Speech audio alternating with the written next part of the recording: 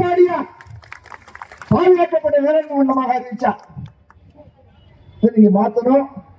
இதை நீங்க கூடுதலாக இன்னும் பேருந்துகள் வர வேண்டும் என்று எண்ணுகிறீர்கள். அத பக்கத்துல சுற்றி புஞ்சை நிலங்கள் இருக்கிறது.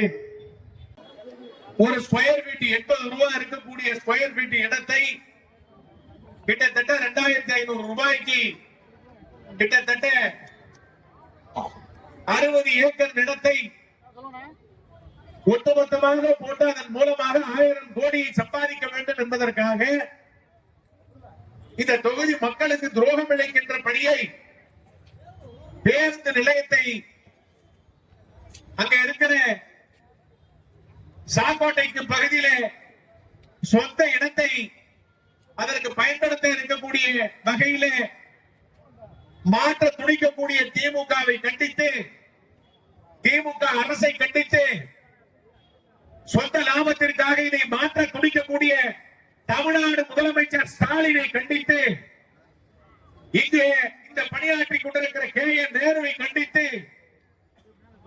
3 முறை சட்டமன்ற உறுப்பினர் என்ற போர்வையிலே இருந்து தன்னுடைய சுயலாபத்திற்காக ஒட்டுமொத்தமான கொள்ளையடிக்க துடித்துக் கொண்டிருக்கிற சாக்கோட்டை அன்பழகனை கண்டித்து மாற்றாதே மாற்றாதே மாற்றாதே மாற்றாதே மாற்றாதே மாற்றாதே மாற்றாதே மாற்றாதே பேருந்து நிலையத்தை மாற்றாதே பேருந்து நிலையத்தை மாற்றாதே நிலையம் அருகிலே மகாமகம் புலம் இருக்கையிலே பேருந்து நிலையம் அருகிலே மகாமக புலம் இருக்கையிலே 7 மைல் தூரம் 7 நிமிட மாற்றமே.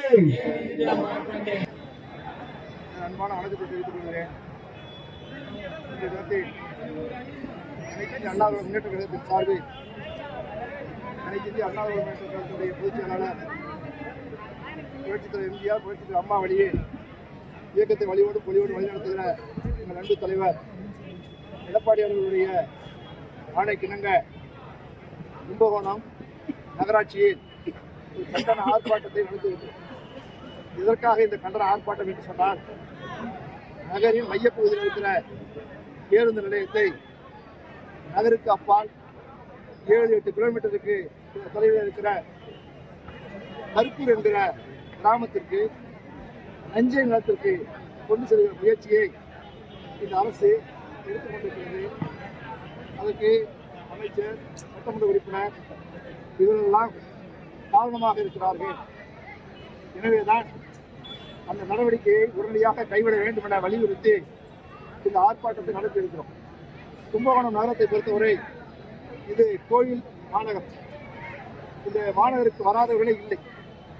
கோயிலுக்கு வர வேண்டும் என்று சொன்னால் கும்பகோணத்துக்கு வந்தே ஆக வேண்டும் என்கிற நிலையில் இருக்கிற இந்த நகரத்தில் பக்தர்களை சிறுமைப்படுத்துகிற வேலையாக, பக்தர்களுக்கு சிரமம் கொடுக்கிற வேலையாக, அதே போல பக்கத்திலேயே ஆடவர் கல்லூரி இருக்கிறது, பக்கத்திலேயே மகளிர் கல்லூரி இருக்கிறது, பேருந்து நிலையத்திற்கு அருகிலேயே மகாமக குளம் இருக்கிறது, மகளிர் கல்லூரி இருக்கிறது, ஆடவர் கல்லூரி இருக்கிறது, ரயில்வே ஸ்டேஷன் இருக்கிறது.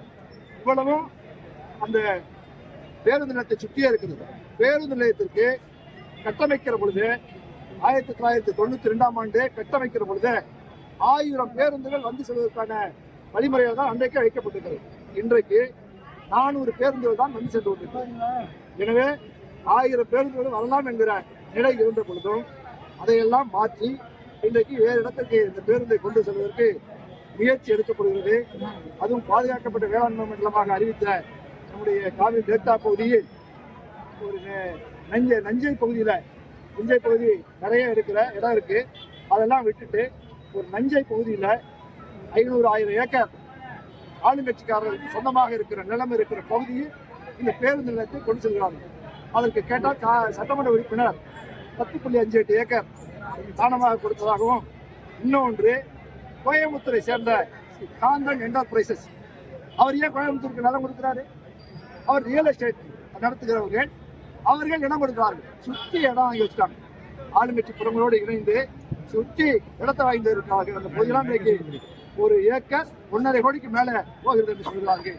இதெல்லாம் உள்நோக்கத்தோடு லாபம் கருதி மக்களை துன்புறுத்துகிற வேலையாக இந்த பேருந்து நிலையத்தை மாற்றுவதற்கு முயற்சி செய்கிறார்கள்.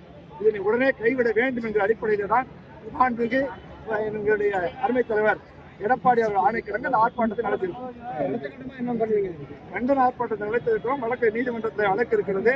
இது எப்படியாவது வராமல் தடுப்பதற்குரிய நடவடிக்கைகளை மக்களுடைய தேவைகளின் அடிப்படையில் இந்த முயற்சியை தொடர்ந்து மேற்கொள்ளும்.